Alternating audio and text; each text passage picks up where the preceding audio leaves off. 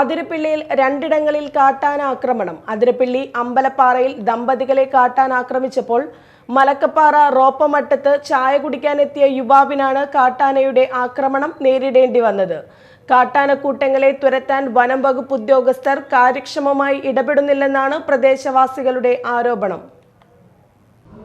ബൈക്കിൽ എത്തിയ കോയമ്പത്തൂർ സ്വദേശികളായ സുരേഷ്, സെൽവി എന്നിവരെയാണ് കഴിഞ്ഞ ദിവസം കാട്ടാന തുമ്പിക്കൈകൊണ്ട് അടിച്ചു വീഴ്ത്തിയത്. അതിരപ്പിള്ളി അമ്പലപ്പാറയിലായിരുന്നു സംഭവം. പരിക്കേറ്റ സെൽവിയെ ആദ്യം വെറ്റിലപ്പാറ പ്രാഥമിക ആരോഗ്യ കേന്ദ്രത്തിൽ എത്തിച്ചു.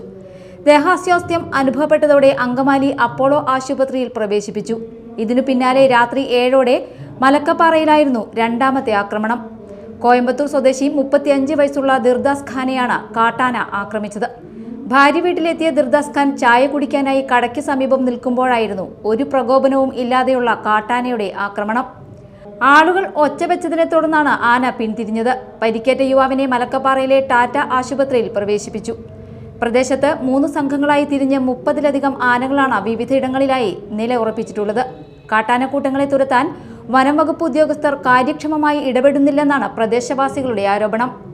Media time, Chalakudy.